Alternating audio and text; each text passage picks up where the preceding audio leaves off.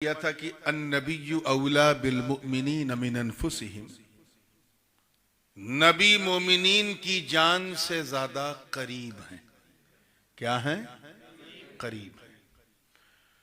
और इस कुर्बत से आपने इस मसले को बगौर समझ लिया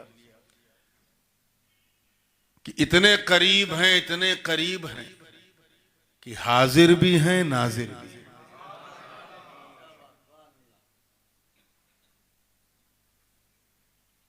उसके बाद जब ये मसले हाजिर और नाजिर का जिक्र मुकम्मल हुआ तो इसी आयत का एक तर्जुमा और है, और वो है नबी मोमिनीन की जान से ज्यादा कीमती है, मोर वर्थी देन योर लाइफ। जान इतनी कीमती है कि हम किसी को नहीं देते। सोचो आका कितने कीमती हैं जो हमारी जान से ज्यादा कीमती।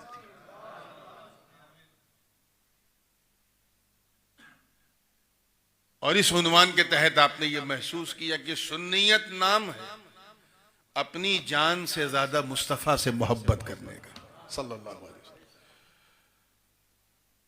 और इसी जिम्न में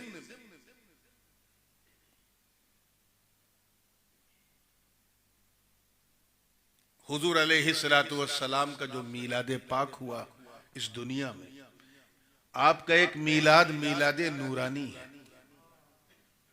जो हर चीज से पहले हुआ, और एक मीलाद है मीलाद जिस्मानी जो रबीउन नूर की 12 तारीख को हजरत आमिना कहने लगे।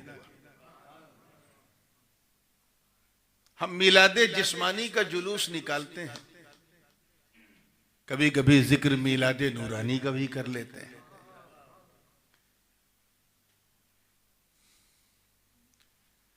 ये एहसान है।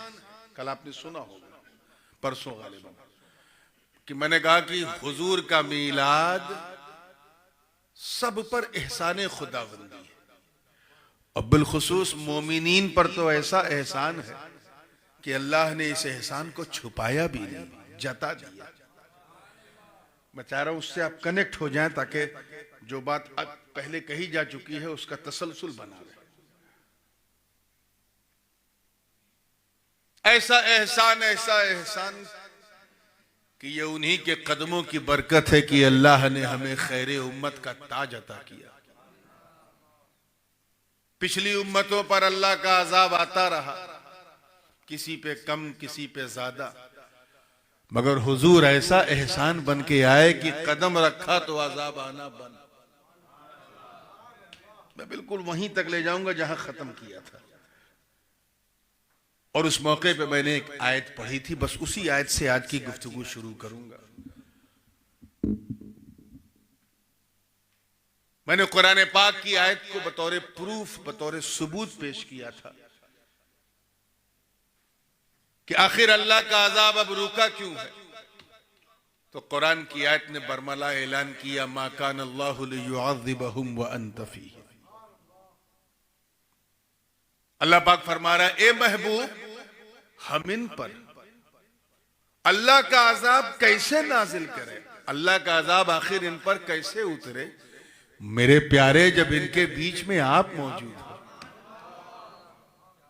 उलमा जानते हैं कि यहां पर व अंत फीहिम में जो वाव है, ये वाव हालिया है। ऐसी सूरत में तर्जुमा होगा कि इन पर अल्लाह का अजाब क्यों कर उतरे, ए महबूब, दरा हाल है कि आप इनके बीच में मौजूद हो। हाउ कैन अल्लाह सुब्हानहू व तआला ब्रिंग हिज अज़ाब upon them and you are still amongst with them. तुम उनके बीच में हो, आज तक अजाब नहीं आया क्योंकि आज तक नबी हमारे बीच में है। वो हमारी जान से ज्यादा करीब भी हैं, जान से ज्यादा कीमती भी हैं। और ये रब का वादा है कि कयामत तक अजाब नहीं आएगा, क्योंकि कयामत तक नबी मौजूद है। यहां पे बात खत्म हो गई थी। अब मजमून को बिल्कुल टू बी कंटिन्यू करते हुए ये बात जहन में रखिएगा। एक साहब कह रहे थे कि यार आमतौर पे जलसा जो है वो मॉरिशस में ऐशाबाद शुरू होता है अगर सर्दियों के मौसम में, तो 9:30 10 तक तो खत्म हो जाता है। हजरत की तकरीर तो 10 बजे शुरू हुई है। अब जलसा कब तक चलेगा? तो पीछे एक साहब बैठे थे, उन्होंने कहा यार पहले तुम पूछते तो मैं बता देता जलसा कब तक चलेगा। अब नूरानी मियां से पूछो ये कब तक रहेंगे। ये एक नफसियाती बात है। जो जिसके लिए होता है उसके रहने तक रहता है। आली जनाब बेलाल कादरी मूसानी के लिए जो लोग आए थे वो उनको सुन के जा चुके। अब यहां जितने भी लोग बैठे हैं वो सिर्फ नूरानी के लिए बैठे हैं। पक्की बात है ना? तो जब तक मैं रहूंगा तब तक आप रहेंगे। ये नेचुरल है। जो जिसके लिए होता है उसके रहने तक रहता है। ये माइक नूरानी के लिए, तो जब तक नूरानी है कोई माइक हलाल इस माइक को हटा नहीं सकता। ये रौनक, ये लाइटें आज इस वक्त सिर्फ मेरे लिए, तो जब तक नूरानी है ये लाइट कोई बुझा नहीं सकता। आप भी मेरे लिए। जब तक मैं बैठा हूं कोई आपको यहां से हटा नहीं सकता। जो जिसके लिए होता है ये नेचुरल है, उसके साथ रहता है।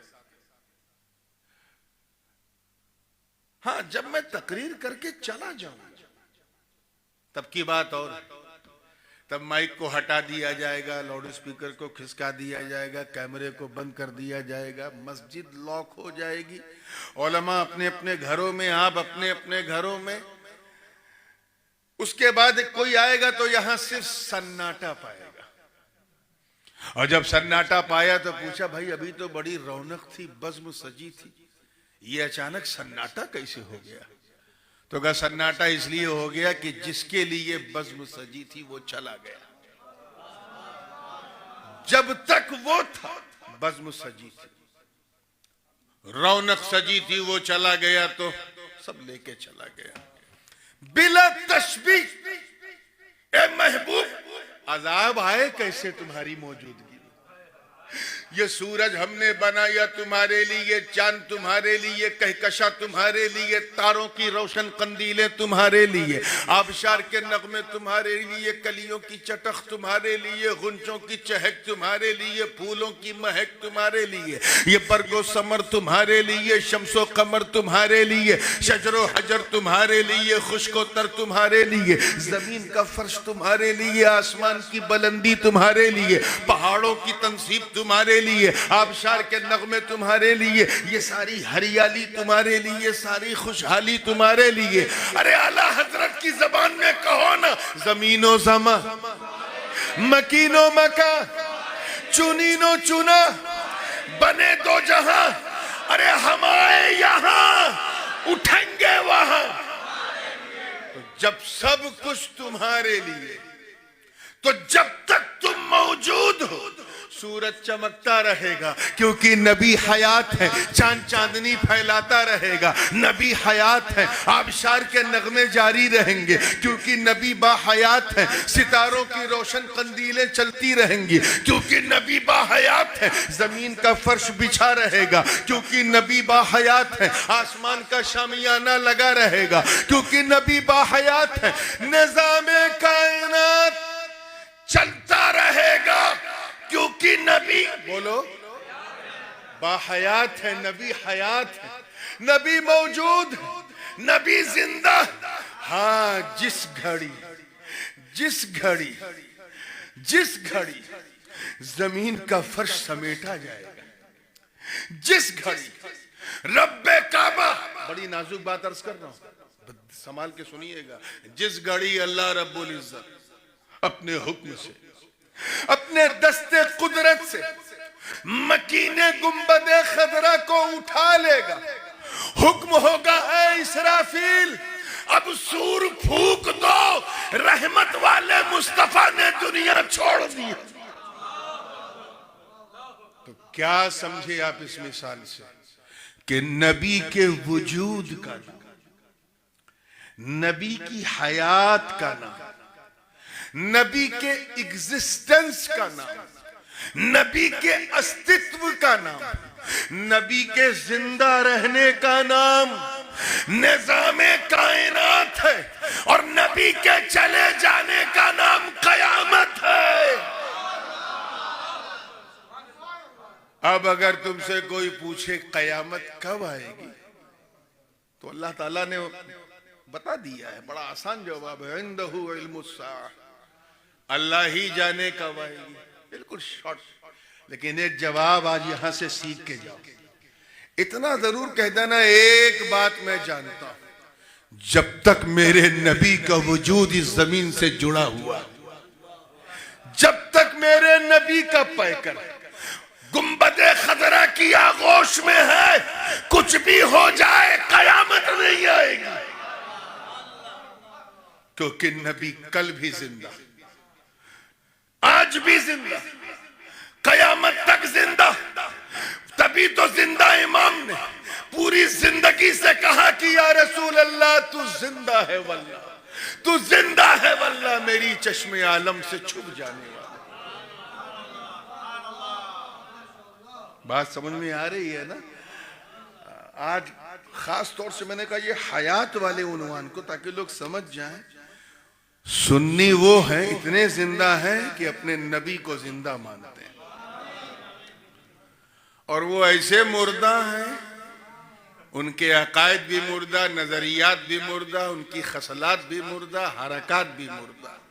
अल्हम्दुलिल्लाह हम जिंदों की महफिल में बैठे, थोड़ी सी ऑथेंटिक बात भी हो जाए, थोड़ी सी और भी ऑथेंटिक बात हो जाए इस हवाले से। सही मुस्लिम शरीफ की हदीस है, हुजूर ने फरमाया, मररतु बि मूसा यौम उसरिया, मैं उस दिन मूसा की कब्र से गुजरा जब मुझे इसरा और मेराज का सफर करना हुआ।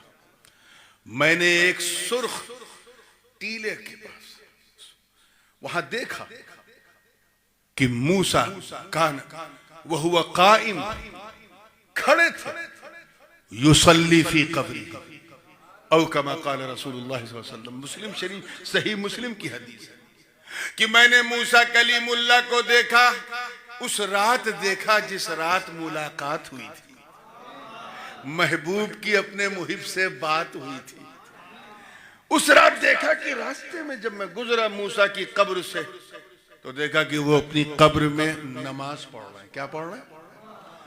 इस हदीस में आप गौर करें, दो कैफियत हुजूर ने बयान की, एक तो खड़े होने वाली वह हुआ काइम, और दूसरी युसल्ली फी कब्री। दो हजरत मूसा अपनी कब्र में नमाज पढ़ रहे हैं। अगर जमाना देखा जाए जनाबे मूसा कलीमुल्लाह का, तो तकरीबन नियर अबाउट 2000 साल पहले हुजूर से, लगभग 1500 से 2000 साल पहले हजरत मूसा 2000 साल पहले कब्र में पहुंच गए और नमाज पढ़ रहे हैं। किसी और ने नहीं, नबी ने देखा। सही मुस्लिम में इमाम मुस्लिम ने इस हदीस को जमा किया।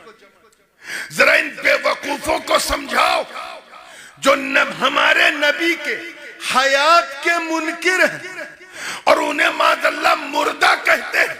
इनसे कहो कि देख, अरे जब कलीमुल्लाह की ये शान है कि वो कब्र में जिंदा है, तो हबीबुल्लाह की शान क्या होगी?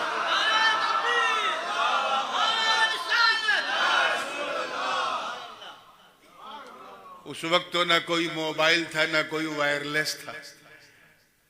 कैसे पता चला?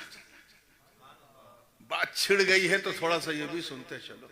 हुजूर चले, दारे उम्मे हानी से निकले, खाने काबा पे पहुंचे, बुराक पे बैठे, जिब्रील की काफूरी पलकों पे कदम रखा और चले। मिनल मस्जिदिल हराम इलल मस्जिदिल अक्सा, चल पड़े। हजरत मूसा को देखा नमाज पढ़ते हुए, हुजूर का सफर जारी। और उधर अक्सा में सारे अंबियाए किराम पहले से मौजूद।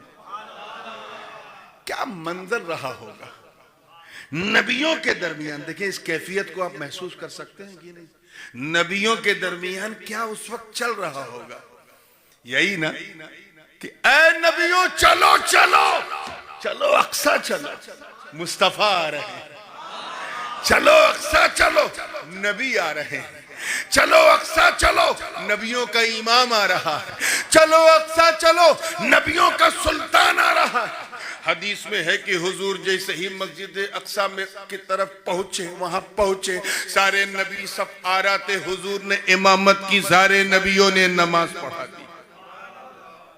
नबी के इल्मे गैब का इनकार करने वाले जाहिलों, अरे जब सारे नबियों के इल्मे गैब का ये आलम है कि चलो अक्सा मुस्तफा आ रहे हैं, तो फिर मुस्तफा के इल्मे गैब का आलम क्या होगा।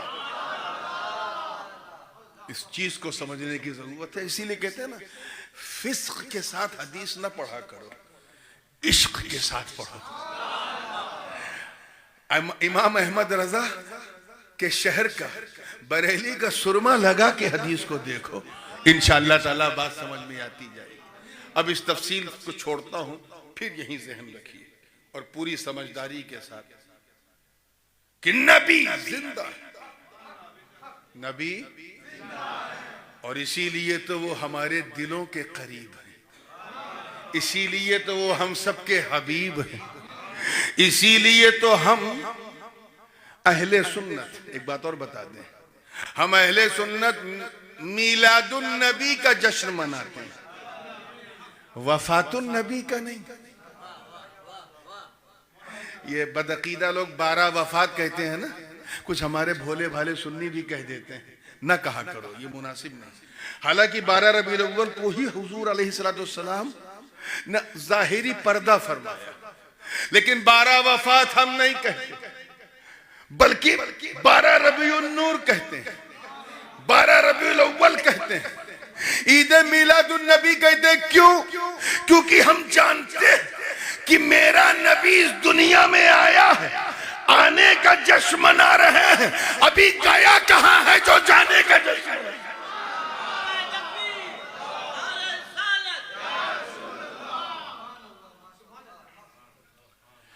मुहद्दिसीन की बड़ी बड़ी जमात, बल्कि हजरत सैयदना इमाम मालिक वगैरह रज़ी अल्लाह ताला फरमाते हैं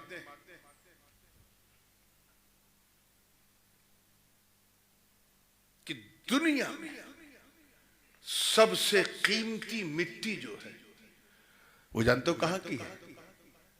सबसे कीमती मिट्टी, soil, the most pious soil in the world, जो गुंबदे खजरा के नीचे है। उसका आलम यह है कि वो आर्श,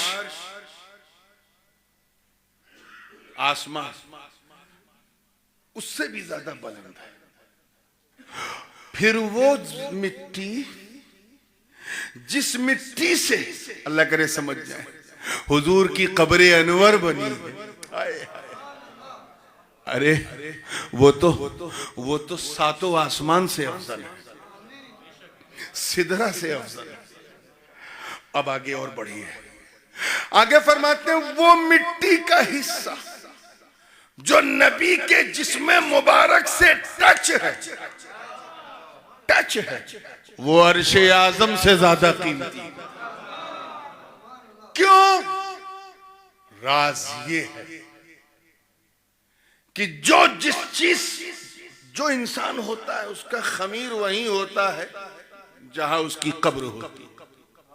हम सब मिट्टी से बने, मिनहा खलकनाकुम व फीहा नुईदुकुम व मिनहा नुखरिजुकुम तारतन उखरा।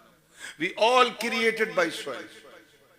लेकिन हम हमारा खमीर उसी मिट्टी से उठाया गया है जिस मिट्टी में हम दफन किए जाएंगे। अब नबी का खमीर जब उस मिट्टी से लिया गया तो वो मिट्टी इतनी बाबरकत हो गई कि उस मिट्टी में की इज्जत और उसकी रिफात, उसकी बुलंदी सातों आसमान से ज्यादा बुलंद। और जब उस मिट्टी से मुस्तफा का जसद मुबारक टच हो गया तो सारी कायनात से ज्यादा कीमती हो गई। ठीक है, रूह मेरी भी निकलेगी, तेरी भी निकलेगी, हम सब की निकलेगी। लेकिन सूफियाए किराम ने भी कुरान की तफसीरें की, फरमाते हैं कि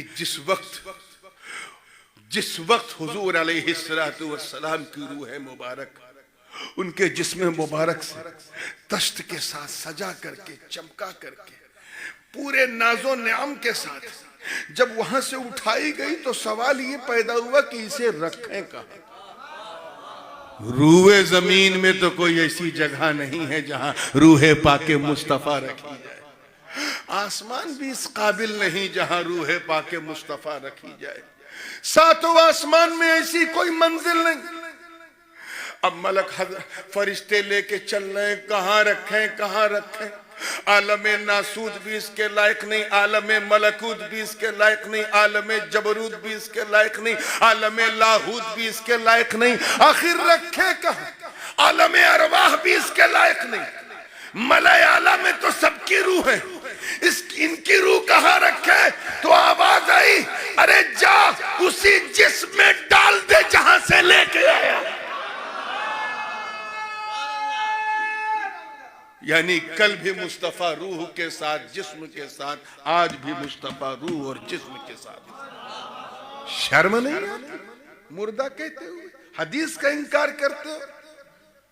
और सुनो, एक हदीस तो ये है कि अल अंबिया अहयाउन फी कुबूरिहिम युरज़क़ून, ये भी हदीस है, मिशकात शरीफ उठा के देखो कि अल्लाह के नबी अपनी अपनी कब्रों में जिंदा, और सिर्फ जिंदा ही नहीं, उन्हें रिज्क भी मिल रहा है। कहां की लगा रखा है? तो सुन्नियत नाम है मुस्तफा को जिंदा मानने का। अब इस हवाले से मैं एक आयत और पेश कर रहा हूं, बड़ी मशहूर आयत है, सबने सुनी होगी, लेकिन इससे भी देखिए एक पहलू निकलता है कितना खूबसूरत। अल्लाह पाक का इरशाद है, वमा अरसलनाका इल्ला रहमतल लिल आलमीन। ए महबूब, हमने आपको सारे जहान के लिए रहमत बनाकर भेजा है। क्या बनाकर भेजा? रहमतुल लिल मोमिनीन नहीं, मुस्लिमीन नहीं, आलमीन, सबके लिए रहमत। मेरे परदादा हकीमुल इस्लाम सैयद नजर अशरफ फरमाते हैं, करम सब पर है कोई हो कहीं हो, करम सब पर है कोई हो कहीं हो, तुम ऐसे रहमतुल लिल आलमीन। और शरीके ऐशो इशरत सब हैं, लेकिन मुसीबत काटने वाले तुम ही हो। हमने आपको सारे जहान के लिए रहमत ही बनाकर भेजा, मर्सी बनाकर भेजा। नहवियों ने, तफसीरों का तो हक उलमा ने किया है, नहवियों ने भी बड़ी प्यारी बातें इस हवाले से की हैं। इस आयत की दो तरकीब है, दोनों तरकीबें नहवी है। थोड़ी देर में उलमा को मुखातब कर रहा हूं, हो सकता है आपके लिए इधर उधर की बात हो, लेकिन तवज्जो से।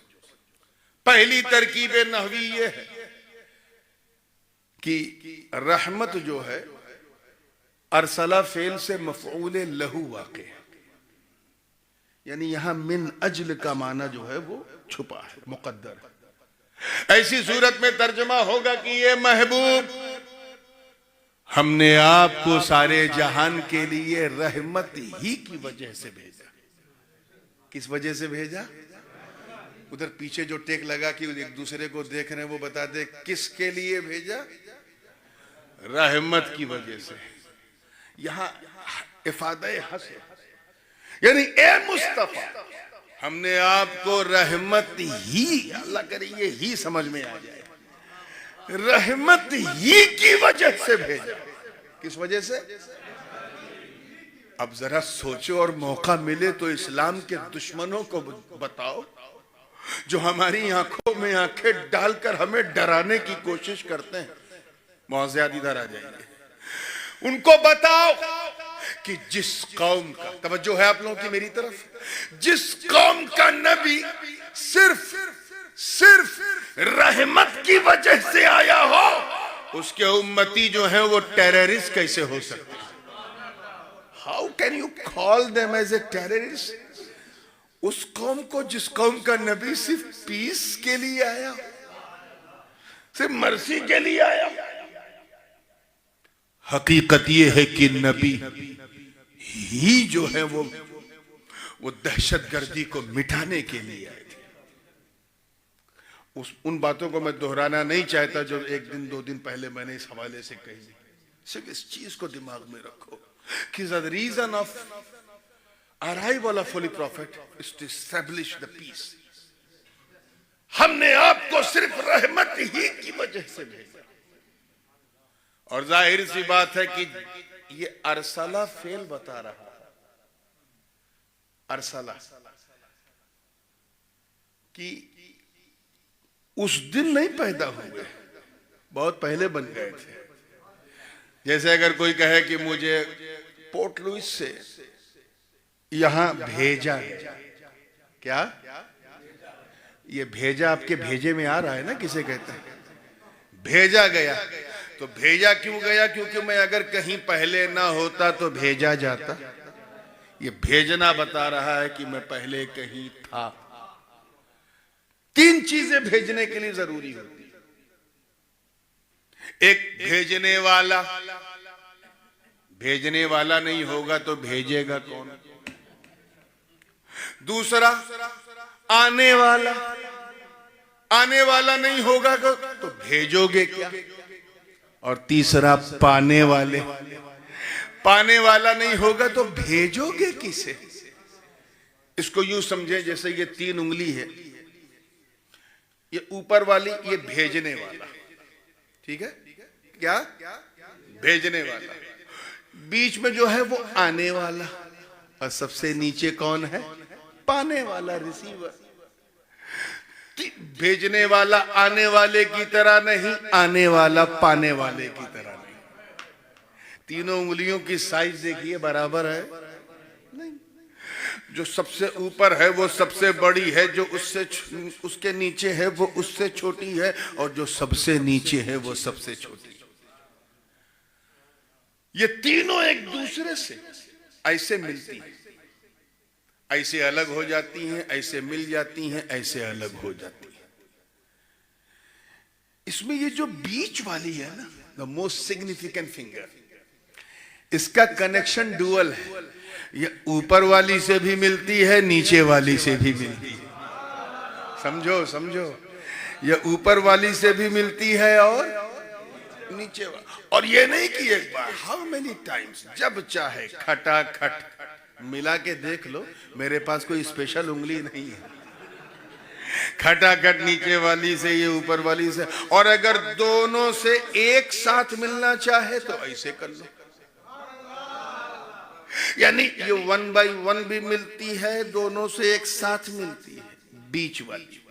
लेकिन अगर ये नीचे वाली, ये चाहे कि मैं छलांग लगा के, स्टेप लेके, कूद कर, उछल कर ऊपर वाली से मिलूं, तो जब तक बीच वाली से कनेक्ट नहीं होगी, ऊपर वाली से कनेक्ट बिला तशबीह।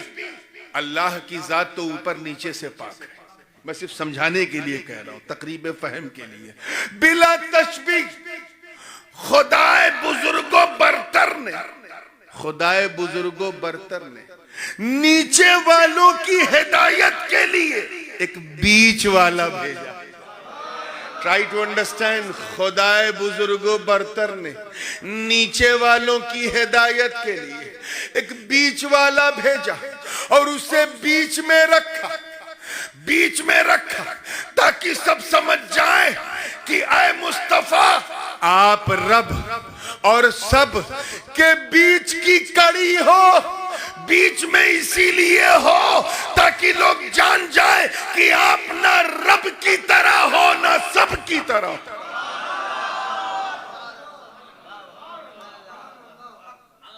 गोया बीच में रखा, गोया बीच में सेंटर में रखकर गोया रब्बे काबा ये फरमा रहा हूं कि ये मेरे प्यारे, हमने आपको अपने और बंदों के बीच की कड़ी बनाई, मुबल्लिग बनाया, ताकि आप मुझसे लेते रहो, मेरे बंदों को देते रहो। कुरान मुझसे लो, बंदों को दो। ज़ाब्ता हयात मुझसे लो, बंदों को दो। तर्ज़े जिंदगी मुझसे लो, बंदों को दो। इखलाक मुझसे लो, बंदों को दो। नमाज मुझसे लो, बंदों को दो। रोजे की फर्जियत मुझसे लो, बंदों को दो। ज़कात की फर्जियत मुझसे लो, बंदों को दो। हज की फर्जियत मुझसे लो, बंदों को दो।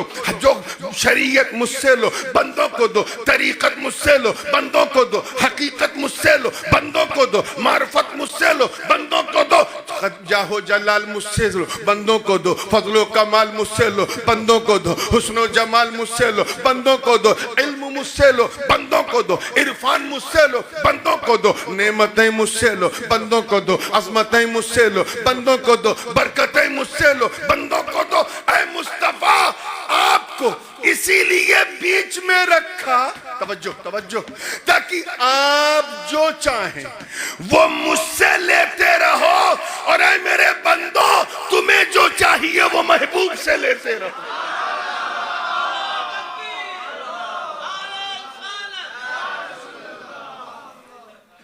तुम्हें जो चाहिए वो महबूब से लेते रहो। तभी तो इमाम अहले सुन्नत ने कहा वही रब है, वही रब है जिसने तुझको हमतन करम बनाया, हमें भीख मांगने को तेरा आस्था बताया।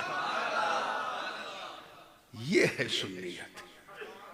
तो बात कहीं से कहीं निकल जाएगी, मैं फिर वहीं आ रहा हूं। एक तरकीब नहवी आपने सुन ली और पूरी शान से सुन ली कि नबी को अल्लाह ने रहमत आलमीन के लिए रहमत ही बनाकर भेजा। क्या बनाकर भेजा? एक तरकीब और है, और वो ज्यादा राजिह है। हजरत इमाम गजाली दौरा मजहर आला हजरत मौलाना सईद अहमद काज़मी रहमतुल्लाह ताला अलैह, जिन्होंने हुजूर शेखुल इस्लाम को रईसुल मुहक्किकीन का खिताब दिया, जब आपकी तहकीक पढ़ी वीडियो टीवी के शरई इस्तेमाल पर, वो अपने मकालात में फरमाते हैं कि एक तरकीब इसकी ये है, वमा अरसलनाका इल्ला रहमतल लिल आलमीन, यानी ए महबूब, हमने आपको सारे जहान के लिए रहम करने वाला बना के भेजा। अब ये कहां से लाए माना?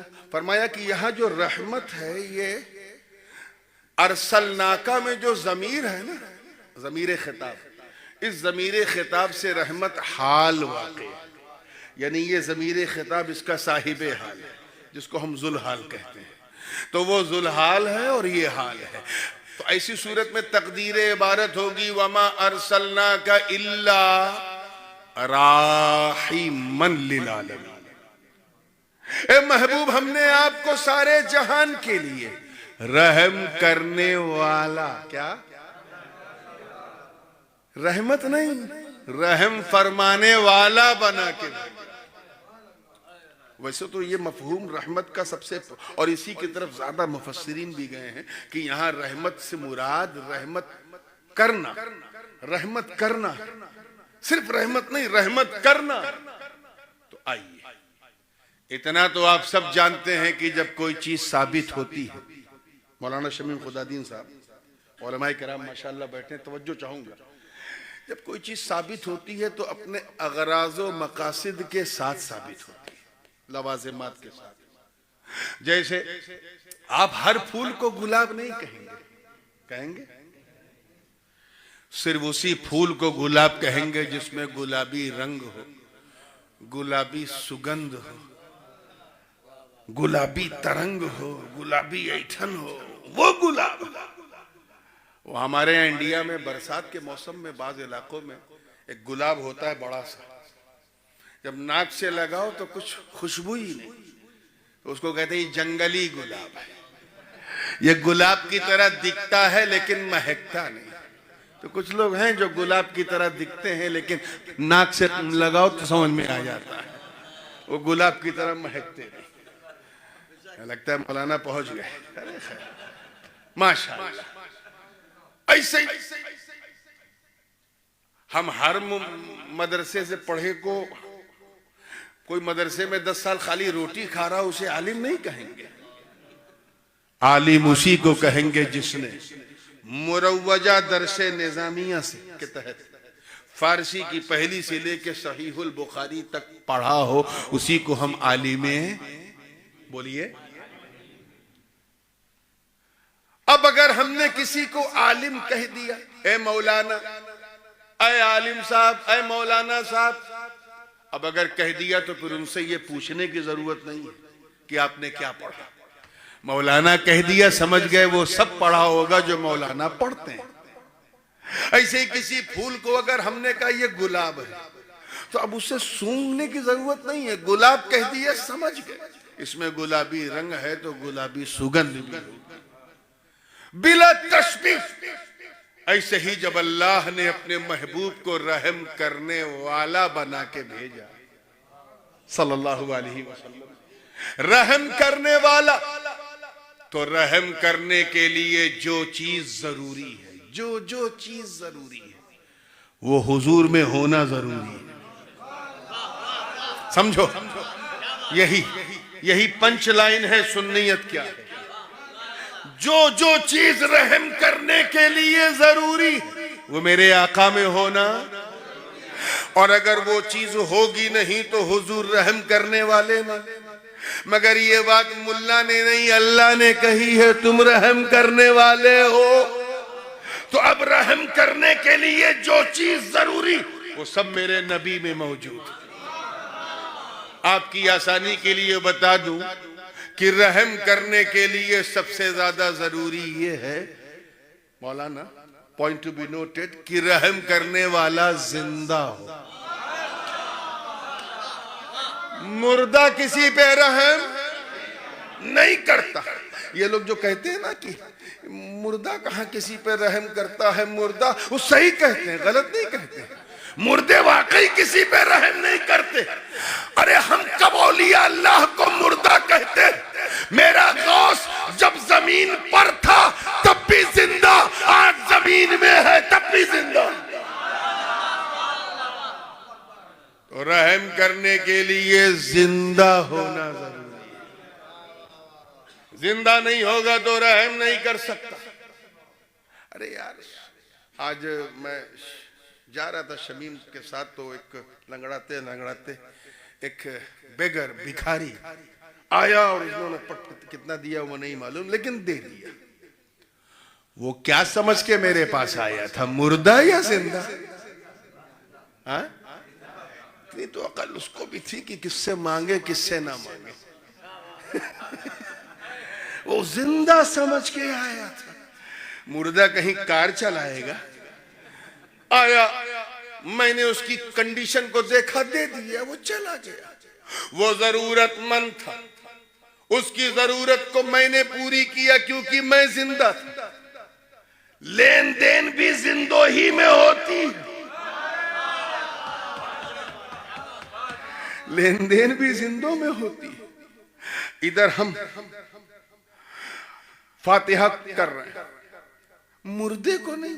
मुर्दे वाला फातिहा अलग है। जब हम जिंदों को इसाले सवाब करते हैं तो तरीका क्या होता है?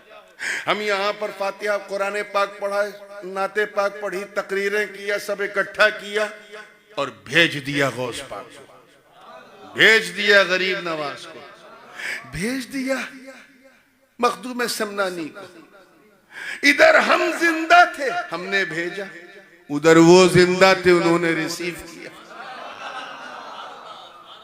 लेन देन मुर्दों में नहीं, जिंदों में होती। एक जिंदा हो एक मुर्दा हो तब भी नहीं होती। खरीदने वाले का भी जिंदा होना जरूरी, बेचने वाले का भी जिंदा होना जरूरी। किसी पान की दुकान पे अगर कोई कब्रिस्तान से मुर्दा आ जाए और कफन बांधे आए और कह दे खिला दो एक बीड़ा पान, तो दुकान वाला हो जाएगा हैरान, बल्कि परेशान, और कहेगा मिस्टर कब्रिस्तान, अरे ले ले मेरी पूरी दुकान, छोड़ मेरी जान, जा कब्रिस्तान। डीलिंग नहीं होगी। क्यों? क्योंकि लेने वाला जिंदा है, पान देने वाला मुर्दा। तो डीलिंग के लिए दोनों का जिंदा होना जरूरी। इधर हम जिंदा थे, हमने भेजा, उधर गरीब नवाज गौसे आजम जिंदा, उन्होंने रिसीव किया। इधर हम जिंदा, हमने अपनी जरूरत बयान की, उधर उन्होंने हमारी जरूरत का पर करम कर दिया। दोनों जिंदा थे, लेन देन हो गया। जरा मुर्दों को देखो, ना इधर से कुछ जाता है ना उधर से कुछ आता है, ना इधर से कुछ जाता है ना उधर से कुछ आता है। ये बात समझने की जरूरत। तो वो भिखारी भी इसीलिए आया क्योंकि मैं जिंदा था। उसे मालूम है कि रहम करने के लिए जिंदगी जरूरी है। क्या जरूरी है? अब जरा सोचो मुसलमानों, और यहीं से अपना अकीदा ले लो कि जब कुरान की इस चमकती आए करीमा की रोशनी में कि ए महबूब, हमने आपको रहम करने वाला बना के भेजा, रहमतुल लिल आलमीन बना के भेजा। जब इस आयत से ये पता चल गया कि नबी रहम करने वाले, तो ये भी मालूम है कि रहम करने के लिए हयात जरूरी, लाइफ जरूरी, जिंदगी जरूरी। तभी तो सुन्नियों ने सीना ठोक के कहा कि मेरा नबी हर हाल में जिंदा है, चाहे मदीने में रहे या सुन्नियों के सीने में रहे।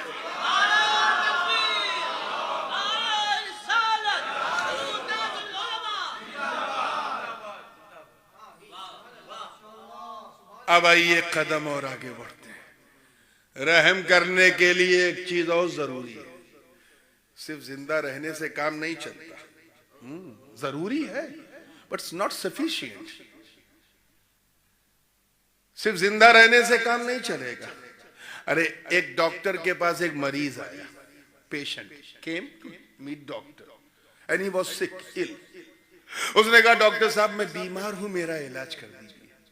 डॉक्टर साहब ने कहा अच्छा एक मिनट, अपना आला कान से लगाया, जैसे ही सीने पे रखे, नहीं नहीं नहीं नहीं ये सब मत कीजिए, ऐसे ही बताइए मुझे क्या है। अच्छा नब्ज ही छू ले दे कम से कम थोड़ा सा, ऐसे पकड़ के भी आइडिया, नहीं नहीं ये भी नहीं करना, ऐसे ही बताइए। बताओ अगर डॉक्टर ने बगैर किसी डायग्नोस के उसे मेडिसिन दे दिया तो क्या हाल होगा। पता चला बुखार लेके गया था, कुछ और लेके आएगा। क्या समझे हंसते हंसते आप, मुस्कुराते मुस्कुराते क्या समझे कि रहम करने के लिए मरहूम की उसके जो सर्कमस्टांसेस है, उसकी जो परेशानी है, उसका जानना भी जरूरी है। समझो यार, जरूरत है 100 रुपए की, वो दे रहे हो 10 रुपए, जरूरत पूरी होगी नहीं।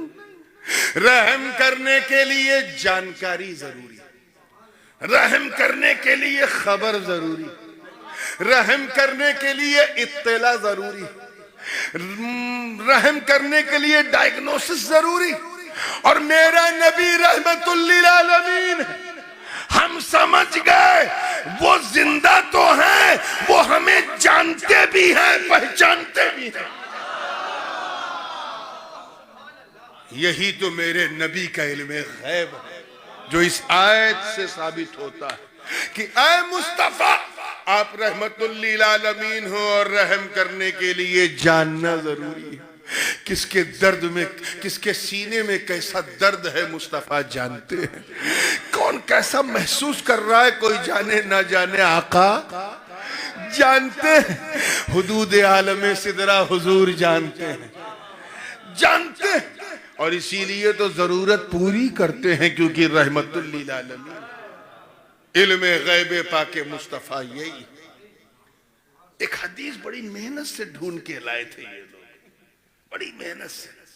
कहने ये देखिए इस हदीस में, हाँ क्या है इस हदीस में, कि वो हुजूर अलैहिस्सलाम एक दिन मोजा पहनने के लिए पांव आगे उन्होंने बढ़ाया, खुफ मोजा सॉक्स, तो इत्तेफाक से मोजे के अंदर एक सांप था। हुजूर को पता नहीं था, माज़अल्लाह इससे पहले कि मोजा उठाते, एक चील आसमान से आई, सांप को उठा ले गई। सरकार ने मोजा पहन लिया। हमने कहा ये हदीस है। कहने अगर हुजूर को इल्मे गैब होता तो माज़अल्लाह चील को आने की क्या जरूरत थी, हुजूर पांव ही ना डालते। मैंने कहा जाहिलो, हुजूर के बुग़्ज़ में तुम्हारा दिल इतना काला हो चुका है, इतना सिया हो चुका है। मैंने कहा हुजूर को नहीं पता था और चील को पता था, चील को पता था, चील को पता था। अरे तुम्हें चीली अकीदा मुबारक हो, हमें जिब्रीली अकीदा मुबारक।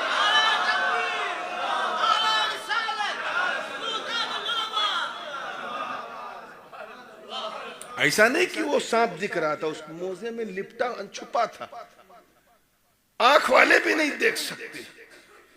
चील का इल्मे गैब मानते हैं और हुजूर का इल्मे गैब नहीं मानते। तो सुन्नियत के मामूलात में से, उसके अफकार और नजरियात में से ये कि हम ये माने और इस बात पर एतकाद रखे कि मेरा नबी इल्मे गैब वाला। एक चीज और बहुत खास है कि सिर्फ जानने से भी काम नहीं चलता। It's very important but it's not enough, not sufficient. जैसे दो दोस्त हैं, एक दोस्त रहता है मॉरिशस में, दूसरा रहता है पेरिस में। ऐसे बहुत सारे दोस्त मिलेंगे, एक वहां एक वहां। पेरिस में रहता है। मैं मानता हूं कि आजकल साइंस एक्स्ट्राऑर्डिनरी डेवलप हो चुकी है, मगर इतनी डेवलप नहीं हुई है कि वो दूर से मुसाफा भी करा दे। इतनी डेवलप नहीं हुई है कि गले मिलवा दे। मैं मानता हूं हर तरह की मदद कर सकता है, लेकिन करीब नहीं। उस दोनों दोस्त हैं, एक बहुत दूर, एक यहां। करीब नहीं, दूर है। क्या है? पता चला रहम करने के लिए करीब होना जरूरी, करीब होना जरूरी, करीब होना जरूरी। क्योंकि जब तक करीब नहीं होगे हाजिर नहीं होगे, जब तक करीब नहीं होगे नाजिर नहीं होगे, जब तक करीब नहीं होगे जिंदा नहीं होगे। ए महबूब, इन्ना रहमतल्लाहि करीबुम मिनल मुहसिनीन। अल्लाह की रहमत एहसानमंद बंदों के करीब है। आपकी जात हमने सबसे करीब कर दी है क्योंकि आप रहमतुल लिल आलमीन हो। और रहम करने के लिए कुर्बत जरूरी, नजदीकी जरूरी, पास रहना जरूरी। तभी तो हमने आपको मोमिनों के दिल के इतना करीब, इतना करीब, इतना करीब कर दिया कि हम अपनी जान को नहीं देख सकते, मगर आप उसकी जान को भी देख रहे हैं, कुर्बत को भी देख रहे हैं।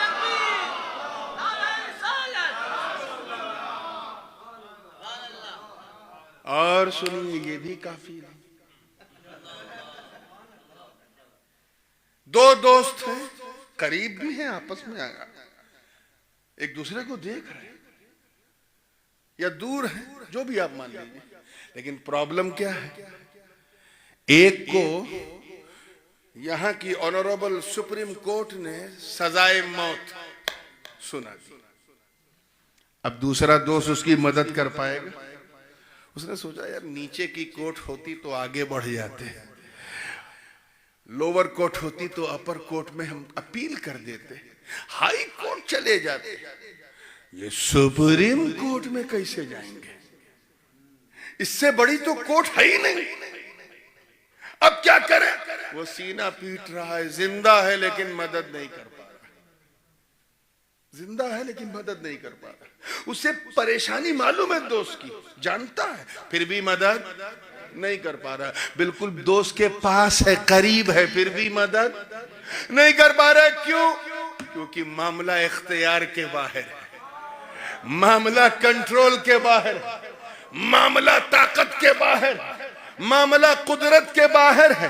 क्या समझे कि रहम करने के लिए ताकत जरूरी, पावर जरूरी, माइट जरूरी, कुदरत व इख्तियार जरूरी। ऐ मुस्तफा, आप रहमतुल लिल आलमीन हो, इसीलिए तो आप कुदरत वाले भी हो, इख्तियार वाले भी हो। मुख्तारे कायनात हैं, जो चाहो उनसे मांग लो, अल्लाह सारी नेमतें देता है उनके हाथ में, आप इख्तियार वाले। एक मर्तबा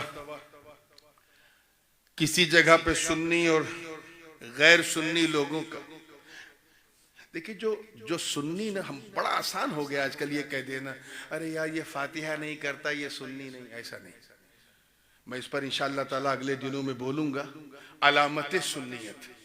लेकिन इस चीज को समझो कि किसी पे फतवा इतनी जल्दी नहीं लगता। ये उलमाए देवबंद को जो आला हजरत ने इन्होंने जो कुफ्र किया, आला हजरत ने उस पर फतवा जो दिया कुफ्र का, वो उनकी तौहीन पर दिया, गुस्ताखी पर दिया। क्योंकि नबी की शान में तौहीन या गुस्ताखी बिल इजमा कुफ्र। हाँ, अगर कोई मामूलाते अहले सुन्नत से थोड़ा सा नहीं क्लोज है, लेकिन अकीदा उसका सुन्नियों वाला है, हुसामुल हरमैन की तस्दीक करता है, हुसामुल हरमैन की तस्दीक करता है, यानी अशरफ अली थानवी को काफिर कहता है, कासिम नानौतवी को काफिर कहता है, और रशीद अहमद गंगोही को काफिर कहता है, खलील अहमद अम्बेठवी को डंके की चोट पे अगर वो काफिर कहता है, तो सारी जिंदगी अगर वो किसी के उर्स में ना जाए तब भी सुन्नी सुन्नी। किसी बुजुर्ग का फातिहा नहीं किया तब भी सुन्नी। हाँ, अगर उसकी अपनी कोई एक अलग तहकीक है, जैसे बहुत सारे बुजुर्गों की तहकीकें अलग है।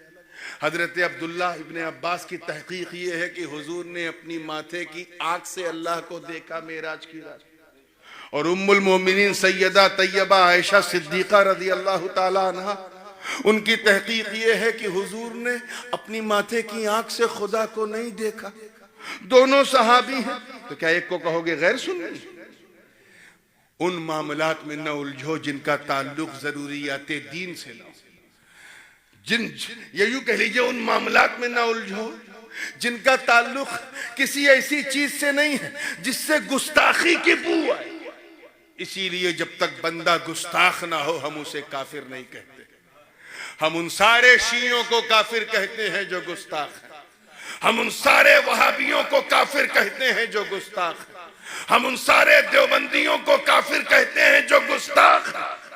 जब तक गुस्ताखी न देखो, ज़बा दराज न करो, और अगर न समझ में आवे तो अपने सीनियर उलमा से पूछो, शायद वो कुछ तुम्हारी इस सिलसिले में मदद कर सके।